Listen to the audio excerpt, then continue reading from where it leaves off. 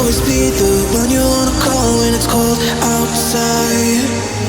I will always be the one that's right here standing by your side. Open up your heart and let me in. नमस्कार दोस्तों and welcome to my channel. कैसे हैं आप सब? उम्मीद है सब बढ़िया होंगे। और आज हम सीबीएसई क्लास 12 का मैथ्स का चैप्टर पढ़ेंगे डिटरमिनेंट्स, और सॉल्व करने वाले हैं एक्सरसाइज 4.4। तो 4.3 तक हमने ऑलरेडी सब कुछ सॉल्व कर लिया है, सारा कंसेप्ट हमारा अच्छे से क्लियर हो गया है। तो जो एक्सरसाइज 4.4 है इसके अंदर आपको ये जानना जरूरी है कि माइनर्स और कोफैक्टर्स क्या होते हैं। जब आपको ये क्लियर हो जाएगा कि माइनर और कोफैक्टर क्या होते हैं, तब आप ये जो एक्सरसाइज 4.4 है इसको पूरी तरीके से अच्छे से सॉल्व कर पाओगे। ठीक है, तो सबसे पहले हम इंट्रोडक्शन देखेंगे। तो ये जो इंट्रोडक्शन है इसके अंदर आपके सारे बेसिक जो कॉन्सेप्ट है वो क्लियर हो जाएंगे, जो आपको जरूरी है एक्सरसाइज 4.4 सॉल्व करने के लिए। ठीक है, तो सबसे पहले आता है माइनर। क्या आता है? माइनर आता है। तो माइनर क्या होता है? माइनर एक ऐसा एलिमेंट होता है, एक ऐसी वैल्यू होती है आपकी डिटरमिनेंट की, जिसमें क्या होता है, आप कोई भी एलिमेंट है जब आप उसका माइनर फाइंड करें, आपको क्या करना है, वो जो एलिमेंट है जिस रो के अंदर है और जिस हमारे कॉलम के अंदर, आपको वो पूरे कैंसिल करने हैं और जो वैल्यू बचेगी उसका डिटरमिनेंट फाइंड करना है, और जो वैल्यू आएगी वो आपका माइनर होगा। तो ये जो है हम एग्जाम्पल से समझेंगे। सबसे पहले इसकी डेफिनेशन देखते हैं होती क्या है। Minor of an element AIJ। तो what do you mean by AIJ? यहाँ पे AIJ का मतलब क्या है? AIJ का मतलब है ये कोई भी एलिमेंट होगा जहाँ पे I क्या होगा, नंबर ऑफ रो होगा, और जो J है वो क्या होगा, नंबर ऑफ कॉलम होगा। अगर मान लीजिए अगर आपको गिवन है A11, यहाँ पे क्या हो रहा है, I की जगह 1 है, J की जगह 1 है, यानी कि ये जो एलिमेंट है ये क्या है, फर्स्ट रो के अंदर है और फर्स्ट कॉलम के अंदर है। यानी कि जो I होता है ये क्या होता है, नंबर ऑफ रो होता है, और जो J होता है वो क्या होता है, नंबर ऑफ कॉलम होता है। ठीक है, ये हम ऑलरेडी बहुत ही पहले समझ चुके हैं। तो ये हमारा क्या होगा, एक एलिमेंट होगा AIJ ऑफ अ डिटर्मिनेंट। यहाँ पे मैं डिटर्मिनेंट के लिए एक छोटे ट्राइंगल का इस्तेमाल कर रही हूँ। Is the determinant by deleting its ith रो यानी कि वो जोन सी रो है, यानी कि फॉर एग्जांपल फर्स्ट रो है, सेकंड रो है, जोन सी भी रो के अंदर। फॉर एग्जांपल यहाँ पे A11 है, यानी कि यहाँ पे I कौन सी है, फर्स्ट रो है। मतलब कि यहाँ पे अगर आपको फाइंड करना है इसका माइनर, तो आपने करना क्या है कि फर्स्ट रो डिलीट करनी है और फर्स्ट कॉलम डिलीट करना है। तो यानी कि आपको ith रो, यानी कि जो I होता है ना, यहाँ पे एक्चुअली में है क्या, I, और I की जगह कोई भी वैल्यू हो सकती है। तो ith row and jth column in which AIJ lie। ठीक है, समझ आ गई बात? क्या समझ में आई? माइनर किसी भी एक एलिमेंट का क्या होता है, वो डिटर्मिनेंट होता है जिसे आप ऑब्टेन करते हैं बाय डिलीटिंग।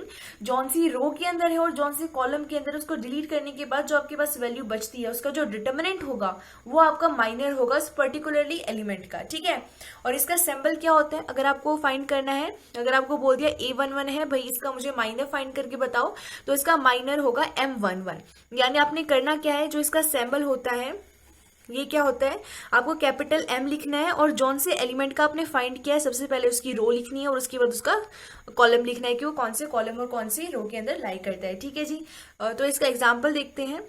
मान लीजिए आपके पास गिवन है 1, -2, 4 और 3। अगर आपको बोलते हैं फाइंड माइनर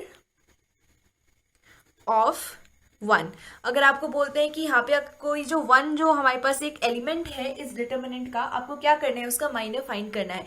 तो जी आपको करना है यहाँ पे क्या है कि ये जो 1 है ये जौन सी रो के अंदर है और जौन से कॉलम के अंदर है, आपको क्या करना है, इनको कैंसिल कर देना है, और आपके पास क्या वैल्यू बची, 3 बची। यानी कि यहाँ पे M11 क्यों लिखा, क्योंकि ये जो आपके पास एलिमेंट है, ये जो A11 है, यानी कि फर्स्ट रो का एलिमेंट और फर्स्ट कॉलम का एलिमेंट क्या है, 1 है। तो A11 क्या है, हमारा 1 है, तो M11 यानी कि इसका जो माइनर है वो कितना है, 3 है। ठीक है, आपने क्या किया, पहली वाली जो रो है और जो पहला वाला कॉलम है इसको कैंसिल कर दिया, और जो एलिमेंट बचा वो इसका माइनर है। ठीक है, तो आई होप आपको क्लियर हो गया होगा माइनर क्या होते हैं। अब नेक्स्ट जो कॉन्सेप्ट आता है वो आता है कोफैक्टर का। किसका आता है, कोफैक्टर का आता है। ठीक है, तो जी कोफैक्टर और जो हमारा माइनर होता है दोनों के बीच में बहुत ही ज्यादा अच्छा रिलेशन है, दोनों के बीच में बहुत ही एक सिचुएशन क्रिएट होती है कि अगर आपको माइनर पता है तभी आप कोफैक्टर फाइंड कर सकते हैं। ठीक है, तो कोफैक्टर होता क्या है, सबसे पहले इसकी डेफिनेशन लिख देती हूँ मैं यहाँ। Cofactor of an element Aij denoted by Aij is defined by Aij is equals to -1 I plus j into Mij, जहां पर ये जो Mij है वो क्या है, माइनर है, क्या है, माइनर ऑफ Aij। अब ये बहुत ही अच्छी यहाँ पे मतलब बहुत ही इजी हमारे पास एक कॉन्सेप्ट है, बहुत ही अच्छा एक कॉन्सेप्ट है। क्या है कि अगर आपको माइनर पता है तो भाई आप कोफैक्टर इजीली फाइंड कर सकते हैं। ऐसा नहीं कि कोफैक्टर कोई एक बहुत ही हार्ड सी चीज है, वेरी सिंपल है, बहुत ही ज्यादा सिंपल है। देखो क्या है, cofactor of an element Aij denoted by capital Aij। कोई भी एक एलिमेंट है हमारे पास एक एलिमेंट Aij, आई और जे क्या है, आई है हमारी नंबर ऑफ रो और जे है हमारा नंबर ऑफ कॉलम। तो ये जो हमारे पास एलिमेंट है उसका जो कोफैक्टर होगा वो क्या होगा, कोफैक्टर को आप डिनोट करते हैं कैपिटल A से, और Ij यानी कि नंबर ऑफ रो और नंबर ऑफ कॉलम, यानी कि इसका जो सिंबल है वो क्या होता है, कैपिटल A और Ij। ठीक है, ये आपको समझ आ गया यहाँ पे। और आप निकालते कैसे हैं कोफैक्टर को, कोफैक्टर का फॉर्मूला क्या होता है, आपने क्या करना है, -1 लिखना है, और ये जो Ij है यानी कि ये जो एलिमेंट है ये जिस रो के अंदर जिस और कॉलम के अंदर उनको ऐड कर देना है, और ये क्या है, -1 की पावर है और मल्टीप्लाई कर देना है उसको माइनर से। माइनर हमने देख लिया किस तरीके से फाइंड करते हैं, यही सेम एग्जाम्पल लेते हैं। यहाँ पे 1 -2 4 और 3 प्रेजेंट है। ठीक है, यहाँ पे मैंने आपको करके दिखाया। यहाँ पे अगर आपको बोलती हूँ कि माइनर ऑफ 1 1 यानी कि minor of that element which is present in first row and first column that is our 1, तो माइनर ऑफ 1 1 यानी कि minor of that element which is present in first row and first column is, यहाँ पे कितना minor आया था, 1 का 3 आया था। ठीक है, तो M11 कितना है अपना, 3 है। अगर मैं आपको बोलती हूँ कि भाई मुझे यहाँ पे बताओ कि आपको क्या बताना है, यहाँ पे कोफैक्टर क्या है, आपको फाइंड करना है, to find A11, capital A लिखा है यानी कि क्या फाइंड करना है, कोफैक्टर फाइंड करना है 1 1 का। तो यहाँ पे अगर आप देखते हैं तो ये हमारे पास एलिमेंट है, इसको कैंसिल किया, इसको कैंसिल किया, तो M11 3 आया। ठीक है, अब फाइंड क्या करना है, A11 फाइंड करना है। और A11 कैसे फाइंड करोगे, -1 लिखोगे, दोनों जो हमारे पास रो और कॉलम है उनको यहाँ पे इसकी पावर में ऐड कर दिया और इंटू कर दिया इसका माइनर, माइनर क्या है, 3 है। तो ये कितना आएगा, ये हो जाएगा -1, ये हो जाएगा 1 + 1 स्क्वायर इंटू में 3 यानी कि 1 इंटू में 3। Therefore, cofactor of that element which lie in first row and first column is 1 × 3 यानी कि 3। तो ये क्या आ गया, कोफैक्टर आ गया। ठीक है, अच्छा जी, तो इतना ही कॉन्सेप्ट है जो आपको चाहिए एक्सरसाइज 4.4 को सॉल्व करने के लिए। बहुत ही इजी था, हमें सिर्फ और सिर्फ माइनर पता होने चाहिए और साथ ही में हमें क्या पता होना चाहिए, हमें पता होना चाहिए कि कोफैक्टर्स क्या होते हैं। तो यही हमारा कॉन्सेप्ट है एक्सरसाइज 4.4 को सॉल्व करने के लिए। इसके अलावा कोई भी एक ऐसा कोई पॉइंट आता है या फिर कोई भी एक ऐसी स्टेटमेंट या थ्योरम आती है, क्योंकि यहाँ तक अभी तक तो कोई थ्योरम है नहीं, फिर भी अगर कोई ऐसा आपकी एक्स्ट्रा नॉलेजेबल कोई स्टेटमेंट आती है, अगर एक्सरसाइज के अंदर आएगी तो मैं आपको वहां पे बता दूंगी। अभी के लिए आपको इतना ही बेसिक पता होना चाहिए एक्सरसाइज 4.4 को अच्छे से सॉल्व करने के लिए। ठीक है, तो यहाँ पे इंट्रोडक्शन समझ लिया आपने, बेसिक कंसेप्ट अच्छे से क्लियर हो गया होगा। तो नेक्स्ट पेज पे एक्सरसाइज 4.4 को अच्छे से सॉल्व करते हैं। ठीक है, पूरी सॉल्व करेंगे इसी वीडियो के अंदर।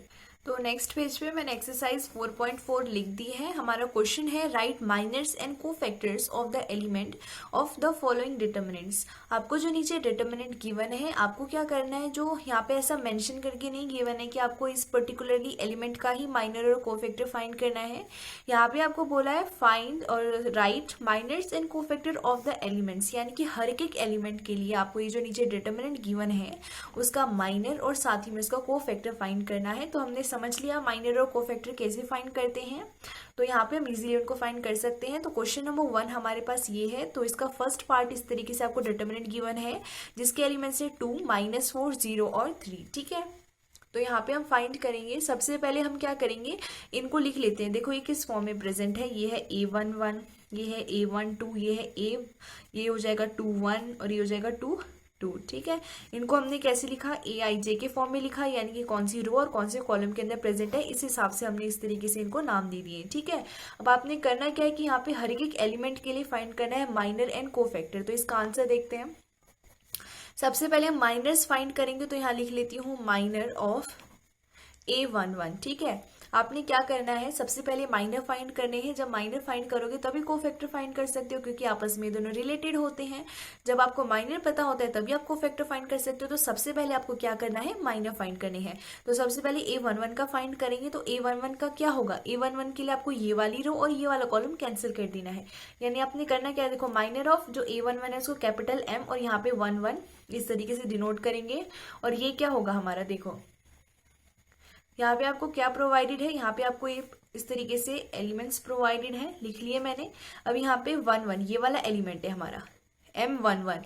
तो A11 कौन सा है, इसके लिए हमें M11 फाइंड करना है। तो A11 हमारा ये वाला एलिमेंट है। आप इस तरीके से कंपेयर कर सकते हैं, अगर आपको हार्ड लगता है तो, इसलिए मैंने यहाँ पे आपको लिख के बताया था ताकि आप कंफ्यूज ना हो। तो जो हमारा A11 है वो 2 है, ठीक है। अब आपने करना क्या है कि ये जिस भी कॉलम के अंदर है और जिस भी रो के अंदर है आपको उनको कैंसिल कर देना है। अब यहाँ पे क्या बचा, 3 बचा, यानी कि M11 क्या है हमारे पास, 3 है, ठीक है। तो minor of first element is 3। अब ये जो सेकंड एलिमेंट है यानी कि माइनर ऑफ A12 फाइंड करना है। तो ये क्या हो जाएगा, M12 हो जाएगा। तो आपको करना क्या है कि देखो सबसे पहले ये सारे एलिमेंट्स लिख लो, 2 -4 0 और 3। A12 कौन सा एलिमेंट है, -4 है। अब ये वाला जिस भी रो के अंदर और जिस भी कॉलम के अंदर इसको कैंसिल कर दिया, क्या बचा, 0 बचा। देयरफॉर M12 यानी कि minor of that element which lie in first row and second column is 0, ठीक है। इसी तरह नेक्स्ट 2 के लिए भी फाइंड करेंगे माइनर्स। यहाँ लिखती हूँ मैं माइनर ऑफ A21 यानी कि सेकेंड रो के अंदर और फर्स्ट कॉलम के अंदर प्रेजेंट है, वो यहाँ पे 0 है। तो इसके लिए हो जाएगा M21। अब यहाँ पे एलिमेंट्स लिखते हैं 2 -4 0 और 3। यहाँ पे एलिमेंट A21 कौन सा है, 0 है। तो अब करना क्या है कि ये जो 0 है जिस हमारे कॉलम के अंदर और जिस रो के अंदर उसको कैंसिल कर दिया। तो यहाँ पे क्या बचा, -4 बचा। देयरफॉर M यहाँ पे क्या आएगा, सेकेंड रो, और फर्स्ट कॉलम क्या आएगा हमारे पास, -4 आएगा, ठीक है। अब आखिरी हमारे पास A22 के लिए करना है, हमें माइनर फाइंड करना है। तो यहाँ लिखते हैं माइनर ऑफ A22 यानी कि minor of that element which lie in second row and second column will be denoted by M22 and it will be, यहाँ पे लिखते हैं सबसे पहले 2 -4 0 और 3। यहाँ पे M22 फाइंड करना है। तो A22 कौन सा एलिमेंट है, 3 है। अब ये वाला जो 3 है जिस भी कॉलम के अंदर और जिस भी रो के अंदर उसको कैंसिल कर दो, क्या बचा, 2 बचा। Therefore M22 is equals to 2, ठीक है।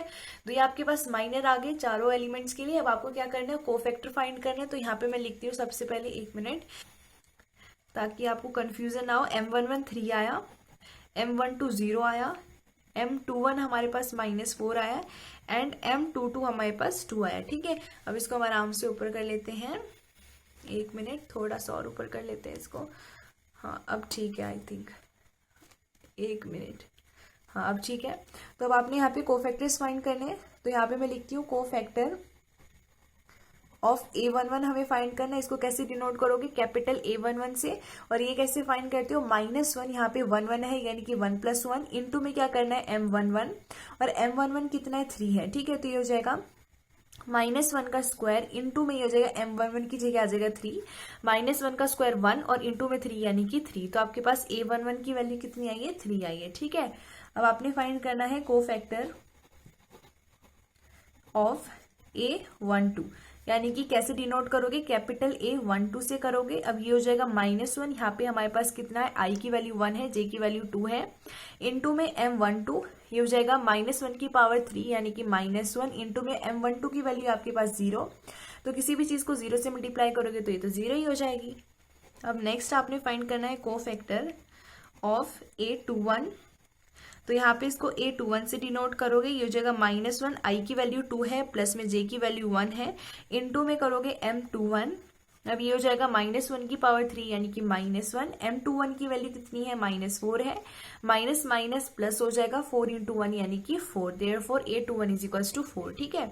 अब नेक्स्ट यहाँ पे आपने फाइंड करना है कोफैक्टर ऑफ A22, ठीक है। तो यहाँ पे इसको डिनोट कैसे करोगे, A22 से करोगे। अब ये हो जाएगा -1, I की वैल्यू कितनी है, 2 है, प्लस में J की वैल्यू कितनी है, 2 है, इंटू में M22 करोगे तो ये हो जाएगा -1 की पावर 4 यानी कि 1, इंटू में आपको करना है M22, तो M22 है हमारे पास 2।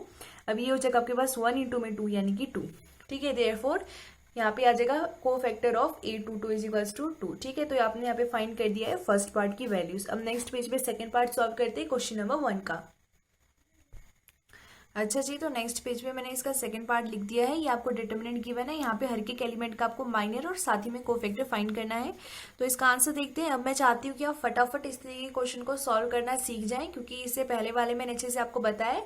तो आई होप आपको अच्छे से समझ आ गया होगा। देखो, सबसे पहले कंपेयर कर लेते हैं। ये A11 है, ये A12 है, ये A21 है और ये 22 है। हमने इनको कैसे लिखा? AIJ के फॉर्म में लिखा, जहाँ पे I क्या है? नंबर ऑफ रो है, और J क्या है? नंबर ऑफ कॉलम है। ठीक है, तो यहाँ पे मैं डायरेक्ट लिखूंगी अब माइनर ऑफ A11, जिसको हम कैसे डिनोट करते हैं? M11 से कर सकते हैं। अब बताओ ये क्या होगा? यहाँ पे हमारे पास A11 ये वाला एलिमेंट है, यानी कि ये, तो ये वाली हमारे पास रो और ये वाला कॉलम कैंसिल, तो क्या बचा? D बचा। ठीक है, अब आई होप आप इस तरीके से करना सीख गए होंगे, है ना। इजी से है ये, ज्यादा कोई हार्ड नहीं है, क्योंकि वैसे भी 2x2 ऑर्डर का है ना। ये दो हमारे पास रो है और दो हमारे पास कॉलम है। इस तरीके में आप क्या कर सकते हैं, जैसे कि आपको माइनर फाइंड करना है तो अपोजिट वाला जो होगा, जैसे कि A का अपोजिट क्या है? D है। ठीक है, जो डायगोनल में होगा ना वही डायरेक्ट वैल्यू लिख सकते हैं। फॉर एग्जाम्पल यहाँ पे अगर आपको फाइंड करना है माइनर ऑफ A12, जिसे आप डिनोट करते हैं M12 से, तो ये हमारे पास A12 है, तो इसका अपोजिट क्या है? B है, तो यानी कि इसकी वैल्यू क्या आएगी? B आएगी। ठीक है, उसी तरह माइनर ऑफ A21 फाइंड करना है। अब की बार A21 ये है, तो इसके अपोजिट क्या है? C है, यानी कि आपके पास M21 की वैल्यू कितनी आएगी? C आएगी। उसी तरह ये जो A था, इसका हमारे पास माइनर D था, और अगर आप D की बात करोगे तो D के अपोजिट क्या आ जाएगा? A आ जाएगा, है ना। तो यहाँ पे लिख देते हैं माइनर ऑफ, ये कैसा बन गया अजीब सा, A22 कितना आएगा आपके पास? यानी कि M22 की वैल्यू कितनी आएगी? A आएगी। ठीक है, ये समझ में आ गया कैसे निकाला हमने। हम क्या करते हैं कि जिस भी हमारे पास एलिमेंट का निकालना है, वो जिस भी रो के अंदर और जिस भी कॉलम के अंदर उनको कैंसिल कर दो, जो वैल्यू बचेगी। अगर जैसे यहाँ पे 2x2 ऑर्डर था, तो यहाँ पे A की वैल्यू बची, इसलिए हमने डायरेक्टली लिख दी। अगर यहाँ पे इस तरीके से एक 2x2 ऑर्डर का एक और हमारे पास वैल्यू बचती, तो हम क्या करते हैं? उसका डिटरमिनेंट फाइंड करते हैं, और वो हमारे पास माइनर होता है। ठीक है, तो अब हमने यहाँ पे माइनर फाइंड कर दिए। अब हमें कोफैक्टर फाइंड करने। अगर आपको बात करती हूँ कोफैक्टर ऑफ AIJ, तो क्या फॉर्मूला बताया था? इसको सबसे पहले तो कैपिटल AIJ से डिनोट करोगे कोफैक्टर को, और उसके बाद कैसे फाइंड करोगे? -1 यहाँ पे I प्लस में J, यानी कि नंबर ऑफ रो प्लस में नंबर ऑफ कॉलम, इनटू में MIJ, यानी कि कोफैक्टर फाइंड करने के लिए आपको क्या पता होना चाहिए? यहाँ पे आपको माइनर पता होना चाहिए। ठीक है, तो माइनर हमने पता कर लिए, कोफैक्टर भी निकाल लेते हैं। तो मैं सीधे लिख देती हूँ A11 की वैल्यू कितनी होगी? यहाँ पे हो जाएगा -1, 1 प्लस में 1 इंटू में M11, यानी ये हो जाएगा -1 की पावर, ये हो जाएगा 2। M11 की वैल्यू है D। अब ये हो जाएगा -1 का स्क्वायर, यानी कि 1, और इंटू में D, यानी कि D। उसके बाद A12 ये हो जाएगा -1, ये हो जाएगा 1 प्लस में 2 इंटू में M12, इसकी वैल्यू हो जाएगी, ये हो जाएगा -1 रहेगा, क्योंकि -1 की पावर क्यूब, यानी कि -1, और M12 की वैल्यू इंटू में B है, यानी कि माइनस ऑफ B। फिर A13 कितना हो जाएगा? ये हो जाएगा -1, यहाँ पे 1 प्लस में 3, सबसे पहले हमारे पास 2 1 आएगा, 1 3 तो है ही नहीं इधर। यहाँ पे क्या आएगा? 2 1 आएगा। मैंने 1 3 ऐसे ही लिख दिया। 2 1 आएगा, क्योंकि ये 2 और 2 ऑर्डर थे ना, तो यहाँ पे देखो हमारे पास डायरेक्ट 2 1 आता है, यानी कि सेकेंड रो और फर्स्ट कॉलम। ठीक है, तो इंटू में क्या हो जाएगा? यहाँ पे 2 हो जाएगा और यहाँ पे 1 हो जाएगा। इंटू में क्या हो जाएगा? 2 1, तो वैल्यू आएगी यहाँ पे -1, यहाँ पे आ जाएगा क्यूब, इंटू में M12 की वैल्यू कितनी है? C है, -1 का क्यूब यानी कि -1 ही रहेगा, इंटू में C यानी कि minus of C। Then A22 है हमारे पास, यानी कि सेकेंड रो और सेकेंड कॉलम वाला एलिमेंट, -1 की पावर 2 + 2 इंटू में M22, ये हो जाएगा -1 की पावर 4, यानी कि +1, इंटू में M22 की वैल्यू है A, यानी कि A। ठीक है, तो ये सारी हमारे पास किसकी वैल्यू आ गई? कोफैक्टर की वैल्यू आ गई। ठीक है, एक बार मैं आपको अच्छे से लिख के दिखा देती हूँ। सबसे पहले माइनर्स की बात कर लेते हैं। तो माइनर्स के अंदर हमारे पास M11 की वैल्यू आई D, M12 की वैल्यू आई आपके पास B, M21 की value I C, and M22 की वैल्यू आई A। अगर हम बात करते हैं कोफैक्टर्स की, इसकी बात करते हैं कोफैक्टर्स की, तो आपके पास A11 की वैल्यू आई D, A12 की वैल्यू आई -B, देन A21 की वैल्यू, एक मिनट इसको ऊपर कर देते हैं, देन A21 की value I -C, and A22 की वैल्यू आपके पास आई A। ठीक है, तो ये वैल्यूज फाइंड करनी थी। फर्स्ट क्वेश्चन का सेकंड पार्ट भी कंप्लीट हो गया है। नेक्स्ट पेज पे क्वेश्चन नंबर जो सेकंड है, उसके अंदर भी आपको क्या करना है? माइनर और कोफैक्टर फाइंड करने हर एक एलिमेंट के। लेकिन आपके पास ट्विस्ट क्या है? वो 3x3 ऑर्डर का है। तो मैं भी जो आपको एक्सप्लेन कर रही थी इसी क्वेश्चन के अंदर की, यहाँ पे 2x2 ऑर्डर का था, इसलिए अपोजिट वाली वैल्यू लिख सकते हो। अगर 3x3 ऑर्डर का होगा तब क्या करना है, वो सेकंड क्वेश्चन के अंदर नेक्स्ट पेज पे समझते हैं। ठीक है, तो नेक्स्ट पेज पे मैंने क्वेश्चन नंबर 2 लिख दिया है। इसका ये फर्स्ट पार्ट है। यहाँ पे हर एक एलिमेंट के लिए माइनर और साथ ही में कोफैक्टर फाइंड करेंगे। तो इसका आंसर देखते हैं। तो अगर अब आप देखते हो तो 3 into 3 ऑर्डर का है, यानी कि आप इसको कैसे लिख सकते हो, A11, A12, A13, A21, A22, A23, A31, A32, A33। ये हमारे पास इसका इस तरीके से एलिमेंट्स को आप लिख सकते हो। ठीक है, तो ये हमारा सेकंड क्वेश्चन का फर्स्ट पार्ट है। इसको हम सॉल्व कर रहे हैं। तो सबसे पहले हम क्या करेंगे, फाइंड करेंगे माइनर्स को। तो यहाँ पे मैं लिख देती हूँ माइनर ऑफ A11। अगर मैं A11 की बात करती हूँ, यानी कि ये वाला एलिमेंट, तो इसको आप कैसे लिख सकते हो, 1 0 0 0 1 0 0 0 1। तो एलिमेंट कौन सा है, A11 ये वाला है। तो आपको करना क्या है कि ये वाला हमारे पास रो और ये वाली कॉलम कैंसिल कर दोगे, ये बचा, यानी क्या बचा, 1 0 0 1। तो आपने करना क्या है कि यहाँ पे जैसे डिटर्मिनेंट फाइंड करते थे वैसे ही फाइंड करना है। तो ये हो जाएगा 1 - 0 यानी कि 1। देयरफॉर A11 जो हमारे पास है उसका माइनर कितना है, 1 है। यानी कि आप इसको डिनोट कैसे करोगे, कैपिटल M और यहाँ पे 1 1 = 1। ठीक है, ये क्या गया, minor of that element which lie in first हमारे पास रो और फर्स्ट कॉलम के अंदर। ठीक है, तो अब नेक्स्ट फाइंड करेंगे माइनर ऑफ A22। तो ये वाले जो क्वेश्चन है बहुत बहुत इजी है, लेकिन लेंदी है थोड़े, कोई बात नहीं, काफ़ी इजी है, सारे सॉल्व करेंगे हम। और लेंदी है तो कोई बात नहीं। 1 0 0 0 1 0 0 0 1 है। अब आपने करना है क्या है कि A22 कौन सा एलिमेंट है, ए हमारे पास 1 2 आएगा, ना कि 2 2। सो A12 हमारे पास ये वाला एलिमेंट है। तो आपको करना है ये वाला कॉलम और ये वाली रो कैंसिल। अब वैल्यू क्या बचेगी, यहाँ पे देखोगे तो 0 0 0 1, यानी कि हो जाएगा 0 - 0। Therefore M of 1 2 = 0। ठीक है, तो इस तरीके से सेकंड भी माइनर आ गया है। नेक्स्ट माइनर हम फाइंड करेंगे माइनर ऑफ A13। तो यहाँ पे वैल्यू है 1 0 0 0 1 0 0 0 1। अब की बार ये वाला हमारे पास 1 3 है। अब करना है क्या है कि ये वाली रो और ये वाला कॉलम कैंसिल, क्या बचेगा, 0 1 0 0, यानी कि हो जाएगा 0 - 0। Therefore minor of 1 3 = 0। ठीक है, आगे ये भी बात समझ में। अब नेक्स्ट आपने क्या फाइंड करना है, माइनर ऑफ A21 फाइंड करना है। तो ये है 1 0 0 0 1 0 0 0 1। अब की बार ये वाला एलिमेंट है, तो हम करेंगे क्या, ये वाला कॉलम और ये वाली रो कैंसिल, यानी कि यहाँ पे बचेगा 0 0 0 1, ये हो जाएगा 0 - 0 यानी कि 0। Therefore M of 21 = 0। ठीक है, तो लगभग जितने भी एलिमेंट्स हैं जो खुद 0 हैं, आप देखोगे कि उन सब की जो वैल्यूज है ना हमारे पास माइनर की, वो सारी की सारी 0 ही आने वाली हैं। ठीक है, तो नेक्स्ट हमें फाइंड करना है माइनर ऑफ A22। तो यहाँ पे आपके पास है 1 0 0 0 1 0 0 0 1। अब की बार ये वाला एलिमेंट है, तो ये वाली रो और ये वाला कॉलम कैंसिल, क्या बचा यहाँ पे, 1 0 0 1। दिस विल बी 1 - 0 यानी कि 1। Therefore minor of 2 2 = 1। ठीक है, तो आपने देखा अभी तक कि हमने क्या क्या देखा कि जो एलिमेंट यहाँ पे 1 है ना, उसका माइनर 1 आएगा, और जो भी एलिमेंट 0 है उसका जो माइनर है वो 0 ही आने वाला है। इसको भी आप चेक कर सकते हैं, सॉल्व करके मैं आपको दिखाई दी हूँ वैसे।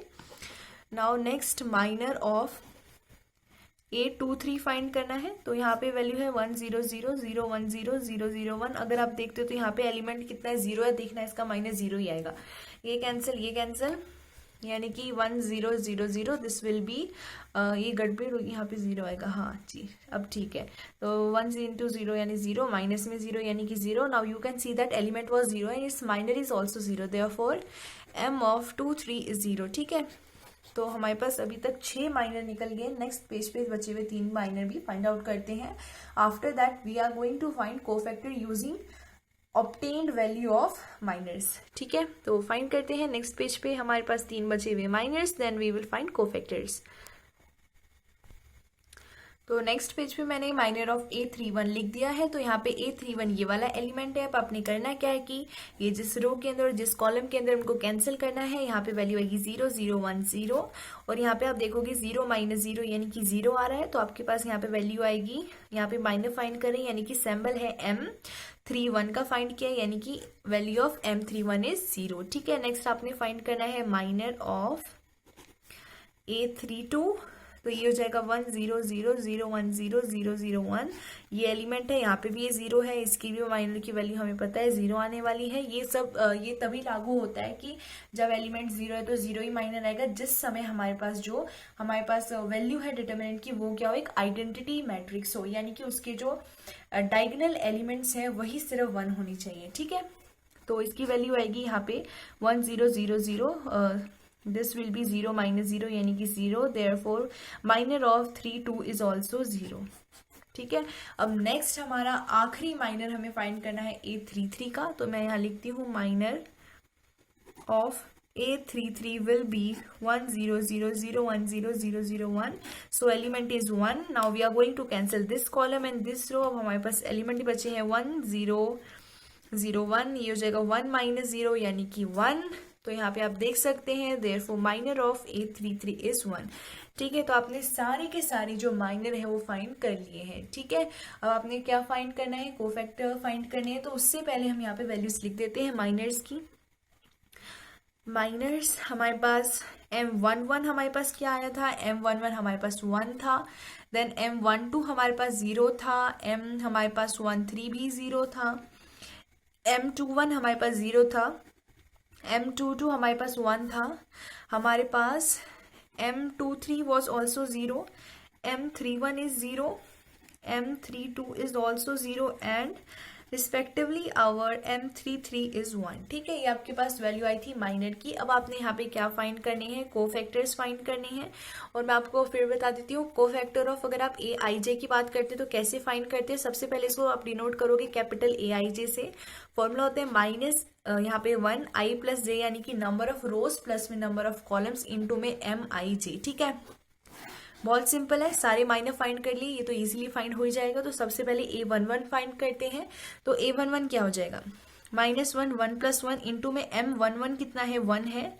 तो सबसे पहले यहाँ लिख ही देती हूँ, ये हो जाएगा -1 की पावर 2 यानी कि 1 इंटू में M11 है 1 यानी कि 1। ठीक है, therefore A11 is equals to 1।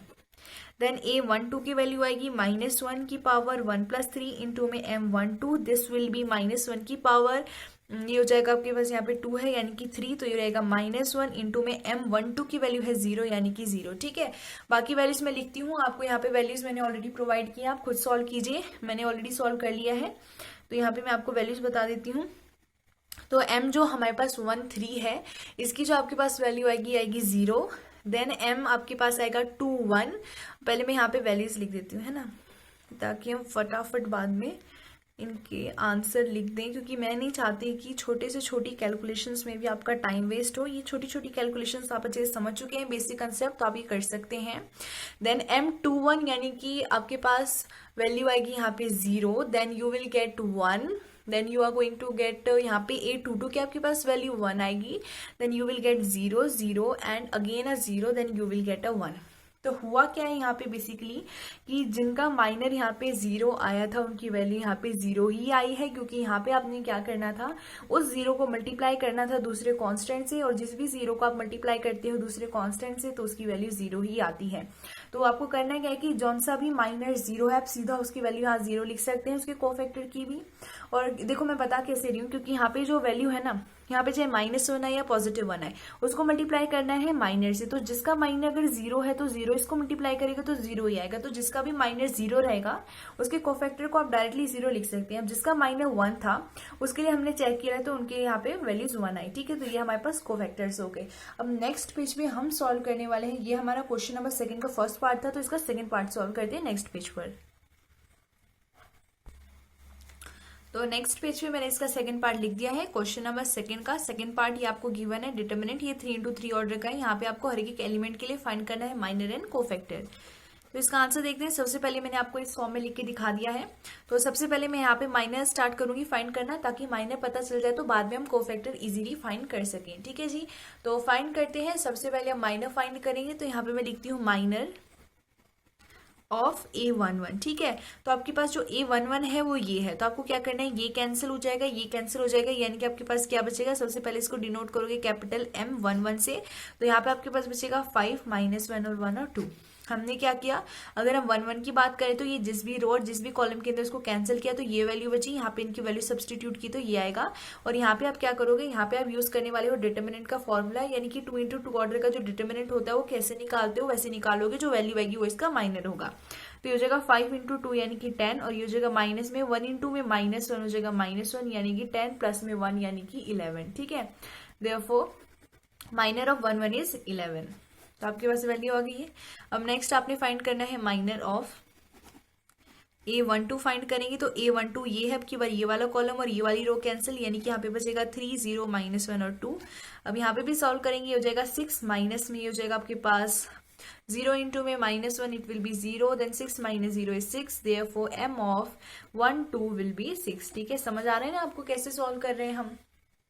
तो नेक्स्ट आपके पास है माइनर ऑफ A13। तो अब A13 कैसे फाइंड करोगे, अब की बार ये वैल्यू है तो ये वाला कॉलम और ये वाली रो कैंसिल, तो 3 0 5 और 1 बचेगा, ये हो जाएगा 3 माइनस में 0 यानी कि 3, देयरफॉर माइनर ऑफ 1 3 कितना हो जाएगा, 3 हो जाएगा। ठीक है, तो जैसे मैंने आपको ये 3 बताया ना कैसे निकालने, देखो मैं फिर बताती हूँ। अगर A11 की बात कर रहे हो तो ये वाला एलिमेंट देखोगे, ये जिस भी रो और जिस भी कॉलम के अंदर उनको कैंसिल कर दो, जो वैल्यू बचेगी वो लिखो और उसके बाद उसका डिटर्मिनेंट फाइंड करो, आपके पास माइनर की वैल्यू आ जाएगी। ठीक है, तो फर्स्ट रो के मैंने आपको माइनर फाइंड करके दिखा दिए। अब मैं नेक्स्ट रो के जो भी हमारे पास माइनर की वैल्यू आएगी मैं डायरेक्टली यहाँ लिखती हूँ,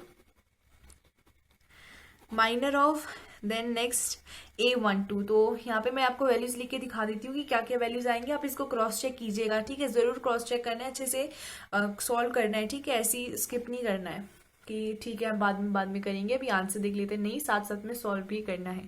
सो A12 की आपके पास क्या वैल्यू आएगी, यहाँ पे आपके पास हो जाएगा 0 1 4 और 2, दिस विल बी 0 -4 यानी कि -4, देयरफॉर माइनर ऑफ 2 1 कितना हो जाएगा, माइनस में 4 हो जाएगा। तो इस तरीके से इसको सॉल्व करना है, बाकी की वैल्यूज मैं ऐसे लिख देती हूँ, ये तो मैंने आपको करके दिखा दिया। Next you will find minor of A22। So A22 जो है उसका माइनर आपके पास जो आएगा वो मैं यहाँ लिख देती हूँ, माइनर की वैल्यू आएगी 2, देन माइनर ऑफ A23, आपके पास माइनर ऑफ जो A23 आएगा उसकी भी वैल्यू मैं यहाँ पे लिख देती हूँ, आपके पास 23 की वैल्यू आएगी 1। ठीक है, तो ये आपके पास क्या है, m ऑफ 23 है, इसकी वैल्यू 1 आएगी।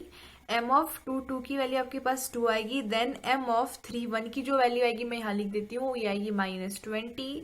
m ऑफ 3 2 की जो वैल्यू आएगी वो आपके पास आएगी, यहाँ पे m ऑफ 3 2 फाइंड कर रहे हैं यानी कि -13, एंड m ऑफ 3 3 यानी कि माइनर ऑफ 3 3 आएगा 5। ठीक है, तो ये वैल्यू मैंने लिख दी है, जो वैल्यूज मैंने लिखी है वो खुद सॉल्व करो अभी के अभी। ठीक है, और क्रॉस चेक करो कि आपकी वैल्यू सही आई है या नहीं आई। अब माइनर फाइंड कर लिया, अब नेक्स्ट आपने फाइंड करने हैं कोफैक्टर्स। तो मैं आपको 2-3 करके दिखाऊंगी ताकि आपको भी समझ आ जाए करना कैसे। सो A11 कैपिटल से डिनोट करते हैं, A11 करेंगे सबसे पहले -1, पावर आएगा I + j यानी कि 1 + 1 इंटू में M11।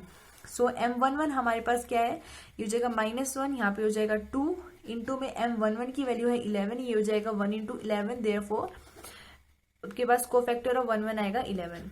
ठीक है, तो इस तरीके से आप फाइंड करने वाले हैं, इससे पहले वाले पार्ट में भी करके दिखाया है, तो इनकी वैल्यूज मैं लिखूंगी डायरेक्टली। तो यहाँ पे 1 2 की, यहाँ पे 1 3, then 2 1, then 2 2, then 2 3, then 3 1, then 3 2 and then 3 3। तो ये जो है ये बेसिक कैलकुलेशंस है, बेसिक यहाँ पे ऑपरेशंस लग रहे हैं। तो आई होप ये आपको अच्छे से समझ आ गया होगा। फिर भी अगर आपको कोई भी डाउट रहता है, छोटा सा भी डाउट है, आप बेझिझक होकर कमेंट बॉक्स में बता सकते हैं, मैं अपनी पूरी कोशिश करूंगी ताकि आपका डाउट क्लियर हो जाए। ठीक है, अगर वीडियो देख रहे हो तो समझ के ही जाना। So now I am going to write the values of these cofactors. Now A11 की वैल्यू हमारे पास 11 आई, then you will get -6, then you will get 3, यहाँ पे A21 की वैल्यू आएगी आपके पास 4 और 2, और उसके बाद यहाँ पे -1, then you will get A31 is equals to -20, then 13, then you will get cofactor of A33 is 5। ठीक है, ये क्या आ गया आपके पास, कोफैक्टर्स आ गए, और माइनर्स हमने ऑलरेडी फाइंड किए। तो क्वेश्चन नंबर 2 का सेकंड पार्ट भी सॉल्व हो गया है। ठीक है, तो नेक्स्ट पेज पे क्वेश्चन नंबर 3 को हम सॉल्व करते हैं। तो फाइनली क्वेश्चन नंबर 3 मैंने नेक्स्ट पेज पे लिख दिया है और हमारा क्वेश्चन नंबर 3 है using cofactors of elements of second row evaluate delta is equals to this. आपको बोला है कि ये जो आपके पास सेकंड रो है, ये जो आपको रो दिखाई दे रही है, ये हमारी सेकंड रो, आपको क्या करना है कि इसके जो कोफैक्टर्स आएंगे, इसके अंदर जो 3 एलिमेंट प्रेजेंट है 2, 0 और 1, इनके जो कोफैक्टर्स आएंगे आपको उनका यूज़ करना है और उसके बाद ये जो डिटर्मिनेंट है इसकी वैल्यू फाइंड करनी है। सबसे पहले इसका जो ऑर्डर है वो 3 × 3 है, क्योंकि यहाँ पे 3 रो प्रेजेंट है और 3 क्या है, कॉलम है। ठीक है, तो इतनी बात समझ में आ गई। करना क्या है कि सेकेंड रो के कोफैक्टर्स का इस्तेमाल करके हमें इस गिवन डिटर्मिनेंट की वैल्यू फाइंड करनी है। तो यही वो स्टेटमेंट है जिसकी बात मैं इंट्रोडक्शन में कर रही थी कि जब आपको स्टेटमेंट क्वेश्चन के अंदर आएगी तब मैं आपको समझाऊंगी कि क्या स्टेटमेंट है। तो इसका आंसर देखते हैं। तो यहाँ पे जो मैं आपको स्टेटमेंट बताने वाली हूँ उसके लिए आपको क्या करना है, आपको कोफैक्टर भी चाहिए और पर्टिकुलरली कोई रो चाहिए या फिर एक पूरा कॉलम चाहिए। तो यहाँ पे हमें मेंशन करके गिवन है सेकेंड रो, तो हम सेकेंड रो का इस्तेमाल करेंगे और उसके कोफैक्टर का इस्तेमाल करेंगे और हम फाइंड करेंगे डिटर्मिनेंट की वैल्यू। हम क्या करते थे इससे पहले, जैसे 3 × 3 ऑर्डर दिया तो हम क्या करते थे कि सबसे पहले ये लिखते थे, फिर ये वाली रो कैंसिल, फिर इसका डिटर्मिनेंट फाइंड किया। तो हम हमारे पास एक तरीका था जैसे कि हम 3 × 3 ऑर्डर का एक लंबा सा एक्सपेंशन करके उसको एवेल्यूएट करते थे या फिर हमारे पास आइडेंटिटीज थी। ठीक है, तो यहाँ पे एक नया मेथड आता है जिसकी मदद से आप डिटर्मिनेंट फाइंड कर सकते हैं, वो होता है फाइंड डिटर्मिनेंट यूजिंग कोफैक्टर। ठीक है, तो हम क्या करने वाले हैं, यहाँ पे कोफैक्टर के इस्तेमाल से और किसी भी एक रो से या फिर किसी भी एक कॉलम की मदद से हम क्या करेंगे, फाइंड करेंगे डिटर्मिनेंट की वैल्यू। ठीक है, तो सबसे पहले हम कोफैक्टर फाइंड करेंगे सेकेंड रो के एलिमेंट्स के लिए। ठीक है, तो मैं यहाँ पे आपको बताती हूँ, यहाँ पे ये जो A21 है ये हमारा 2 है, फिर A22 क्या है हमारा, देखो ये सेकेंड रो और फर्स्ट कॉलम का एलिमेंट है 2, देन सेकेंड रो और सेकेंड कॉलम का एलिमेंट है 0, उसके बाद A23 की वैल्यू कितनी है, 1 है। आपको क्या करना है, इनको आपको कोफैक्टर्स फाइंड करने हैं और कोफैक्टर फाइंड करने के लिए हमें क्या पता होना चाहिए, सबसे पहले आपको माइनर्स पता होने चाहिए, क्योंकि आपको माइनर पता होगा तभी आप कोफैक्टर फाइंड कर सकते हो ना। तो सबसे पहले आप माइनर फाइंड करोगे यहाँ पे, तो यहाँ पे मैं लिख देती हूँ माइनर ऑफ A21। तो A21 के लिए सबसे पहले आपको क्या करना पड़ेगा, जो गिवन डिटर्मिनेंट है वो लिखते हैं। अब आपको क्या बोला है, यहाँ पे आपको बोला है कि आपको माइनर फाइंड करना है A21 का, तो यहाँ पे A21 एलिमेंट है ये वाला 2। तो अब आपने करना क्या है कि ये जो 2 है ये जिस भी रो और जिस भी कॉलम के अंदर है उसको कैंसिल करना है। अब आपके पास क्या बचा, यहाँ पे बचा 3, 8, 2 और 3। अब इसकी मदद से आपके पास डिटर्मिनेंट की वैल्यू आएगी, वो क्या होगा, इसका माइनर होगा। ठीक है, तो यहाँ से आएगा 3, 3 × 9, माइनस में ये हो जाएगा 2, 8 हो जाएगा 16, तो वैल्यू आपके पास आएगी -7। यानी आपके पास माइनर ऑफ 21 कितना आया है, -7 आया है। ठीक है, अब माइनर आ गया, इसकी वजह से कोफैक्टर फाइंड कर सकते हैं। तो सबसे पहले क्या करते हैं, तीनों जो हमारे पास एलिमेंट है रो नंबर सेकंड के, उनके पहले माइनर फाइंड करते हैं, फिर लास्ट में हम क्या करेंगे, कोफैक्टर फाइंड करेंगे। और जैसे ही कोफैक्टर फाइंड हो जाएंगे तब हम क्या करेंगे, सेकेंड रो के एलिमेंट्स और साथ ही में उन्हीं के, जैसे सेकेंड रो की बात करें तो सेकेंड रो के ही कोफैक्टर का इस्तेमाल करके डिटर्मिनेंट की वैल्यू फाइंड कर लेंगे। तो यहाँ पे लिखती हूँ माइनर ऑफ A22। ठीक है, तो यहाँ पे सबसे पहले मैं लिख देती हूँ गिवन डिटर्मिनेंट हमारा क्या है। सो ये हमारा क्या है, डिटर्मिनेंट है। यहाँ पे हमारे पास जो A22 है वो क्या है, 0 है हमारा। तो अब करना क्या है हमें कि ये जिस भी हमारे कॉलम और जिस भी रो के अंदर है उसको कैंसिल कर देना है। अब यहाँ पे क्या बचेगा, 5, 1, यहाँ पे 8 और यहाँ पे 3, ये हो जाएगा 15 माइनस में 8, यानी कि ये भी कितना आया, 7 आया। यानी आपके पास माइनर ऑफ सेकेंड यानी कि minor of that element which lie in second row and second column is 7। Therefore M22 कितना है, 7 आया। ठीक है, अब लास्ट हमें फाइंड करना है minor of A23 that is 1। तो यहाँ पे मैं लिखती हूँ माइनर ऑफ A23 हमें फाइंड करना है। तो यहाँ पे लिख लेते हैं 5, 3, 8, 2, 0, 1, 1, 2, 3 हमारे पास गिवन एक डिटर्मिनेंट है जिसकी वैल्यू हमें फाइंड करनी है यूजिंग कोफैक्टर। यहाँ पे A23 हमारे पास ये वाला एलिमेंट है। अब हम करेंगे क्या, ये जो 1 जिस भी रो और जिस भी कॉलम के अंदर उसको कैंसिल कर देंगे। तो यहाँ पे आपके पास आ जाएगा 5, 1, ये हो जाएगा 3 और 2, ये हो जाएगा आपके पास 5, 2 = 10, माइनस में 1, 3 = 3, यानी यहाँ पे भी कितना है, 7 आया। आप देख सकते हो ये दोनों 7 आए और ये वाला हमारे पास -7 आया। ठीक है, तो यहाँ पे लिख देते हैं therefore minor of 2, 3 is equals to 7। अब माइनर आ गए तीनों एलिमेंट्स के। अब क्या कर सकते हो, कोफैक्टर फाइंड कर सकते हो। सबसे पहले यहाँ लिख देते हैं माइनर हम एक साथ ही लिख देते हैं M21 का, यानी कि माइनर ऑफ 21 कितना है, -7। माइनर ऑफ 22 हमारे पास 7 आया and minor of 23 is also 7। अब यहाँ पे कोफैक्टर फाइंड करना है। इसको ऊपर कर लेती हूँ एक बार। तो जो कोफैक्टर है ऑफ ए आई जे वो कैसे फाइंड करते हैं, इसका क्या फॉर्मूला होता है। सबसे पहले इसको डिनोट करते हैं कैपिटल ए आई जे से। आई यहाँ पे नंबर ऑफ रो है और जे हमारा नंबर ऑफ कॉलम है। फॉर्मूला होता है -1। यहाँ पे हम इसकी पावर में लिखते हैं नंबर ऑफ रो प्लस में नंबर ऑफ कॉलम इंटू में एम आई जे यानी कि इंटू में माइनर। इसी वजह से यहाँ पे हमें कोफैक्टर फाइंड करने के लिए माइनर चाहिए होता है, क्योंकि यहाँ पे हमें माइनर से मल्टीप्लाई करना होता है। तो यहाँ पे हम लिखते हैं कोफैक्टर ऑफ, सबसे पहले 21 का फाइंड करना है तो A21, इसको डिनोट करेंगे कैपिटल A21 से। ये क्या हो जाएगा -1। यहाँ पे आपके पास I की वैल्यू है 2 प्लस में J की वैल्यू है 1 इंटू में ये हो जाएगा M(21). तो ये हो जाएगा -1 की पावर क्यूब यानी कि -1 इंटू में M(21) कितना है, -7 है। माइनस माइनस हो जाएगा प्लस यानी कि 7। देयरफॉर आपके पास कोफैक्टर ऑफ 21 कितना आएगा, 7 आएगा। ठीक है, इसी तरह बाकी के भी कोफैक्टर फाइंड करते हैं।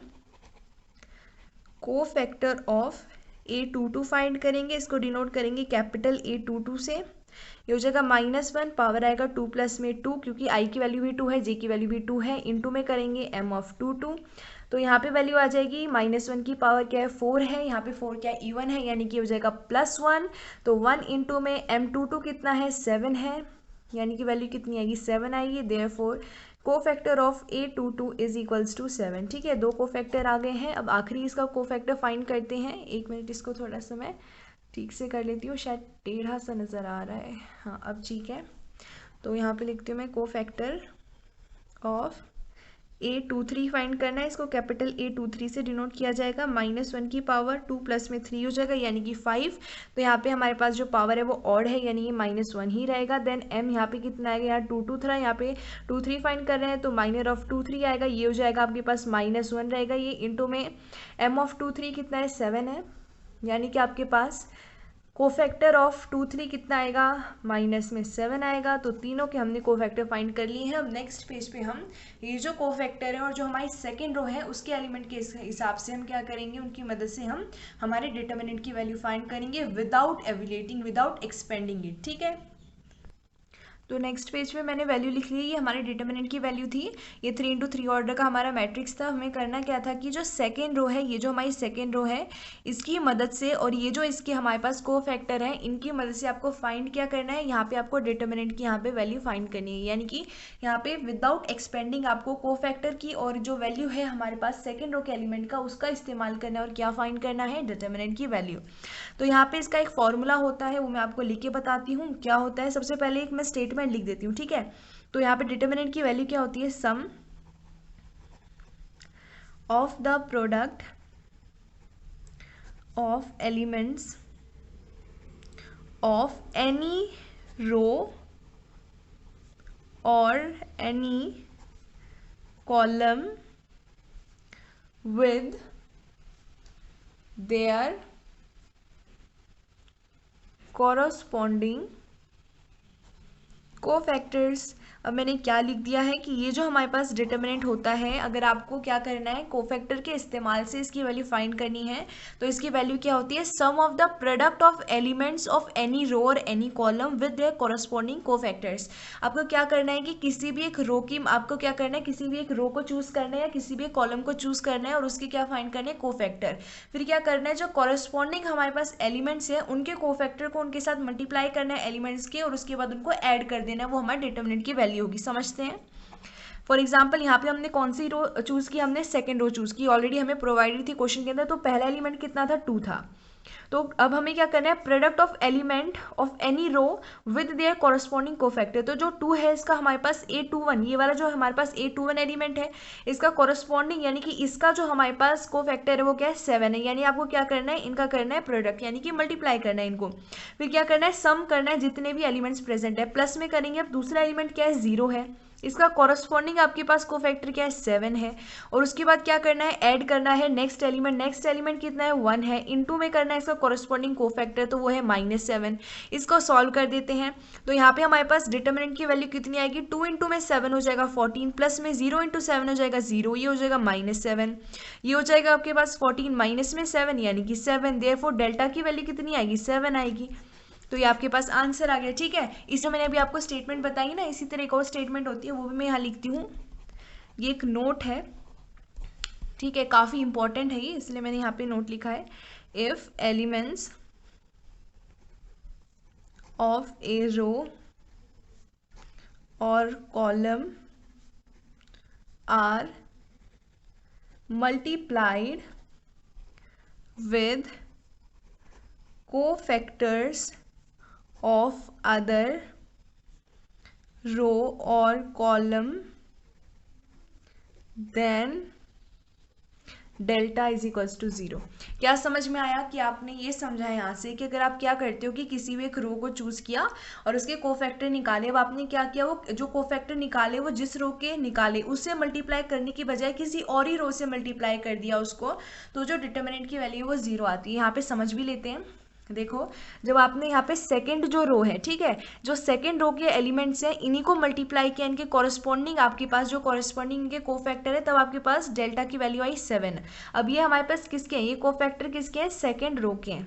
अगर आप क्या करते हो, इनको मल्टीप्लाई कर देते हो सेकंड रो के अलावा किसी भी फर्स्ट या थर्ड रो से। अगर आप ऐसा करते हो तो देखो ये क्या हो जाएगा, यहाँ पे 5 है, इंटू में ये हो जाएगा 7, प्लस में ये हो जाएगा 3, इंटू में 7, और ये हो जाएगा हमारे पास प्लस में 8, इंटू में -7। ठीक है, अब ये जो वैल्यू आएगी अगर आप इसको सॉल्व करोगे तो डेल्टा की वैल्यू कितनी आएगी, 0 आएगी। करके देख लो।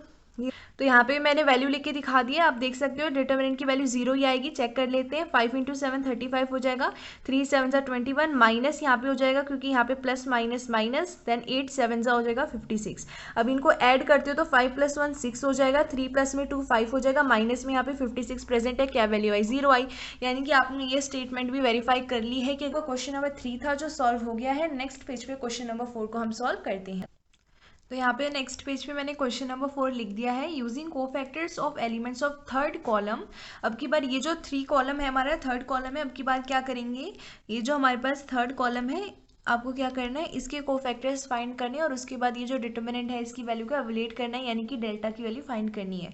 आप यहाँ पे भी देख सकते हो 3 × 3 क्या ऑर्डर है, क्योंकि हमारे पास 3 रो प्रेजेंट है और 3 क्या हमारे पास कॉलम है। ठीक है, तो ये जो हमारे पास एलिमेंट्स है कौन से हैं, ये वाला हमारे पास A13 है, ये हमारे पास 23 है और ये है A33 है ना। ये हमारे पास है क्यों, क्योंकि ये फर्स्ट रो के अंदर है, थर्ड हमारे पास इसका कॉलम है, ये सेकंड रो के अंदर है, थर्ड इसका कॉलम है, ये थर्ड रो के अंदर और थर्ड क्या कॉलम है। ठीक है, तो अब यहाँ पे हमने जस्ट इससे पहले वाले पे मैंने आपको बताया कि आपको क्या करना है, कोफैक्टर की मदद से आपको डिटर्मिनेंट फाइंड करें। तो सबसे पहले आपको क्या करना है, एलिमेंट के साथ उनके कॉरस्पॉन्डिंग जो हमारे पास कोफैक्टर आएंगे उनसे मल्टीप्लाई करने। तो इसका कोफैक्टर किस तरीके से डिनोट करोगे, कैपिटल A13 यानी कि कैपिटल A13, फिर ऐड करोगे दूसरे एलिमेंट को, यहाँ पे क्या है, ये हमारे पास दूसरा एलिमेंट, इसको पहले इनका प्रोडक्ट करोगे इसके हमारे पास किससे, इसके कोफैक्टर से। तो इसका कोफैक्टर क्या होगा, A23 होगा, उसी तरह इसका कोफैक्टर क्या होगा, A33 होगा, फिर ऐड करेंगे A33 इंटू में कैपिटल A33, यानी कि आपको क्या करना है, एलिमेंट को उनके कॉरस्पॉन्डिंग जो कोफैक्टर है उनसे मल्टीप्लाई करके आपस में ऐड करना है और आपके पास डेल्टा की वैल्यू आ जाएगी। ठीक है, तो अगर आप देखते हो तो यहाँ पे A जो 13 है, यानी कि ये जो A13 एलिमेंट है वो कौन से आपका YZ है, और आपके पास A23 एलिमेंट है आपके पास ZX, एंड आपके पास A33 जो एलिमेंट है वो है आपके पास XY। ठीक है, आपको क्या करना है, सबसे पहले आपको इनके कोफैक्टर्स फाइंड करने और उसको फाइंड करने के लिए माइनर पता होनी चाहिए। तो सबसे पहले इनके माइनर फाइंड करेंगे। तो यहाँ लिखती हूँ मैं माइनर ऑफ A13। तो सबसे पहले उसके लिए डिटर्मिनेंट लिख देते हैं 1XYZ, 1YZX, यहाँ पे 1Z और यहाँ पे XY। तो एलिमेंट कौन सा है, A13 है यानी कि YZ है। तो ये वाला कॉलम और ये वाली रो कैंसिल, यहाँ पे क्या बचा, यहाँ पे बचा 1Y 1 और Z, तो ये हो जाएगा Z माइनस में Y। तो ये क्या आ गया आपका minor of 13 is equals to Z minus में Y, आपका माइनर आ गया। ठीक है, अब नेक्स्ट आपने फाइंड करना है माइनर ऑफ A23। तो ये मैं लिख देती हूँ माइनर ऑफ A23। ठीक है, तो यहाँ पे डिटर्मिनेंट लिखते हैं सबसे पहले 1 1 1 XYZ YZ ZX and XY। तो यहाँ पे एलिमेंट है A23 यानी कि ZX हमारा एलिमेंट है। अब ये जिस भी रो और जिस भी कॉलम के अंदर उसको कैंसिल कर देंगे तो यहाँ पे बचेगा 1 1 X और Z। तो वैल्यू आएगी, ये हो जाएगा 1 × Z यानी Z माइनस में 1 × X यानी कि X। Therefore minor of 23 is equals to Z minus X। ठीक है, अब नेक्स्ट हमें A33 का माइनर फाइंड करना है। तो मैं यहाँ वो भी लिखती हूँ, माइनर ऑफ A33 आपने फाइंड करना है। तो हमारा डिटर्मिनेंट है 1 1 1 XYZ Y Z, Z X and X Y. तो यहाँ पे A33 एलिमेंट है एक्स वाई। अब हमने करना है क्या, ये जिस भी कॉलम और जिस भी रो के अंदर है हमें करना है उसको कैंसिल। तो यहाँ पे बचेगा 1 1 एक्स और वाई, ये हो जाएगा वाई माइनस में X. Therefore minor of A33 is Y minus में एक्स। तो ये माइनर आ गए। नेक्स्ट पेज पे क्या करते हैं, इनकी मदद से इनके कोफैक्टर फाइंड करते हैं और उसके बाद डेल्टा की वैल्यू हम इजीली फाइंड कर सकते हैं। ठीक है, तो नेक्स्ट पेज पे मैंने वैल्यू लिख दी। ये हमारे पास माइनर आए हैं और ये हमारा डेल्टा था यानी डिटर्मिनेंट था। हम इस फॉर्मूले से क्या करेंगे, फाइंड करेंगे कोफैक्टर का इस्तेमाल कर कर। जो हमारे कॉलम नंबर 3 है इसके कोफैक्टर और इसके एलिमेंट का इस्तेमाल करके यहाँ पे डिटर्मिनेंट की वैल्यू फाइंड करेंगे। तो सबसे पहले यहाँ पे आपको क्या चाहिए, यहाँ पे कोफैक्टर की वैल्यू चाहिए। माइनर की वैल्यू आ गई, कोफैक्टर की वैल्यू फाइंड करेंगे। कोफैक्टर ऑफ 1 3 विल बी -1 की पावर 1 प्लस में 3 इंटू में m ऑफ 1 3, ये हो जाएगा -1 की पावर 4 इंटू में m 1 3 की जगह है आपके पास z माइनस में y, तो ये हो जाएगा -1 की पावर 4 है यानी +1, तो वैल्यू आएगी z माइनस में y। Therefore cofactor of 1 3 is z minus में y। ठीक है, तो अब नेक्स्ट वैल्यू लिखते हैं। हमारे पास नेक्स्ट वैल्यू हमें फाइंड करनी है a हमारे पास 2 3 की, तो ये हो जाएगा -1 की पावर 2 प्लस में 3 और इंटू में हो जाएगा माइनर ऑफ 2 3, तो ये वैल्यू -1 की पावर 5 यानी कि -1 इंटू में m ऑफ 2 3 है z माइनस में x, तो ये उल्टा हो जाएगा यानी ये हो जाएगा x माइनस में z, क्योंकि -1 इनको मल्टीप्लाई करेगा। Therefore cofactor of A23 will be x minus में z। ठीक है, अब नेक्स्ट हमें फाइंड करना है कोफैक्टर ऑफ A33, तो ये हो जाएगा -1 की पावर 3 प्लस में 3 इंटू में ये हो जाएगा माइनर ऑफ 3 3, ये हो जाएगा -1 की पावर 6 यानी कि ये हो जाएगा +1, और उसके बाद यहाँ पे आ जाएगा इंटू में माइनर ऑफ 3 3 जो है हमारे पास y माइनस में x, वैल्यू आएगी y माइनस में x। देयरफॉर हमारे पास माइनर नहीं, हम फाइंड करें cofactor of A33 will be y minus में x। ठीक है, तो हमारे पास तीनों कोफैक्टर आ गए। ये वैल्यू हम लोग फाइंड करते हैं यूजिंग दिस फॉर्मूला। तो डेल्टा की वैल्यू आएगी A1 इंटू में कैपिटल A13, तो A1 जो हमारे पास A13 है उसकी वैल्यू है y इंटू में z, इसे मल्टीप्लाई करना है इसका कोफैक्टर यानी कि z माइनस में y, प्लस में नेक्स्ट एलिमेंट है zx, इसके साथ मल्टीप्लाई करना है x माइनस में z। देन आपके पास यहाँ पे प्लस में आपके पास है एक्स वाई, देन इसके साथ मल्टीप्लाई करेंगे A33 का कोफैक्टर जो है y माइनस में x। अब आपने क्या करना है, बस आपने अब की बार इसको सॉल्व करना है और जैसे ही आपके पास ये सॉल्व हो जाएगा आपका जो डिटर्मिनेंट है उसकी वैल्यू आ जाएगी। ठीक है, तो इसको सॉल्व करते हैं। तो ये हो जाएगा वाई जेड का स्क्वायर माइनस में वाई स्क्वायर जेड, ये हो जाएगा प्लस में ये हो जाएगा जेड एक्स का square, this will be minus Z square x, ये हो जाएगा प्लस में ये हो जाएगा एक्स वाई का स्क्वायर माइनस में एक्स स्क्वायर इंटू में हमारे पास वाई। ठीक है, तो यहाँ पे मैंने इसको ऑलरेडी सॉल्व करके लिख दिया है, मैं अब आपको समझा देती हूँ। तो यहाँ पे मैंने क्या किया, देखो सबसे पहले हमने इनको आपस में मल्टीप्लाई किया तब ये वैल्यू आई, इतना आपने कर लिया। ओके, उसके बाद देखो हमने क्या किया, उसके बाद हमने क्या किया कि जो एक जैसे एलिमेंट्स है, जैसे कि यहाँ से हमने क्या किया वाई जेड को कॉमन ले लिया, तो यहाँ पे क्या बचेगा, यहाँ पे वाई जेड चला गया तो एक जेड यहाँ पे रह गया, माइनस में वाई जेड चला गया तो एक वाई यहाँ रह गया।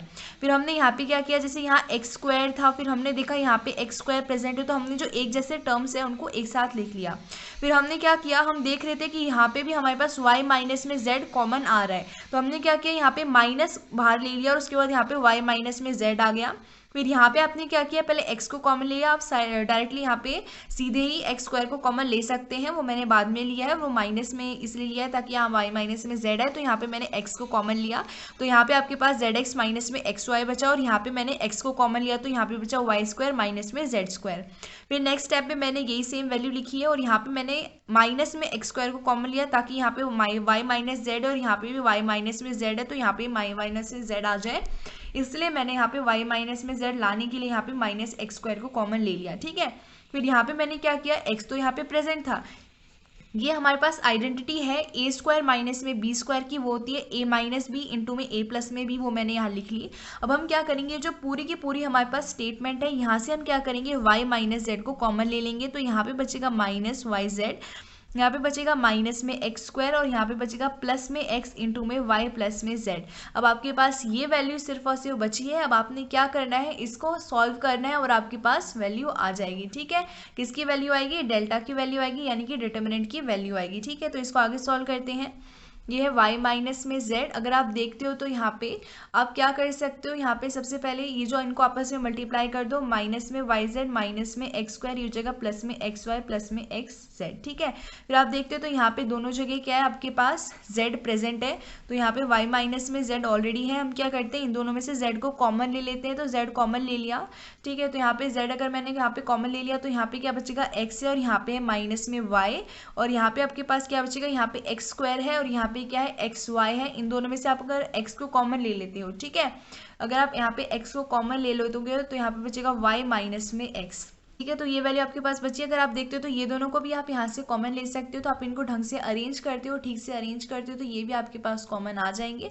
तो आपके पास ये वैल्यू आ जाएगी y माइनस में z इंटू में आपके पास यहाँ पे हो जाएगा y माइनस में z, हमने यहाँ पे लिख दिया है ऑलरेडी, तो यहाँ पे आएगा आपके पास z माइनस एक्स इंटू में आपके पास x माइनस में y। तो ये आपके पास फाइनल वैल्यू आएगी, जिसको आप कैसे लिख सकते हो, x माइनस में y इंटू में y माइनस में z इंटू में z माइनस में x करके लिख सकते हो। ये कैसे आई है, वो यहाँ से आई है हमारे पास।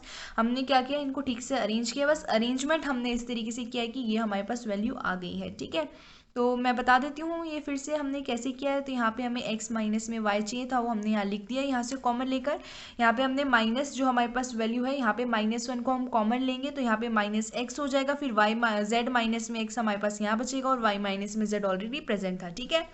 तो आई होप ये समझ आ गया होगा आपको मैंने कैसे किया है। अगर आपको कोई भी प्रॉब्लम है, कोई भी डाउट है, कोई भी क्वेश्चन है, आप कमेंट बॉक्स में मुझे बता सकते हैं, ठीक है। तो ये हमारा क्वेश्चन नंबर 4 था। अब हमारा एक MCQ बचा है क्वेश्चन नंबर 5, और नेक्स्ट पेज पे सॉल्व करते हैं।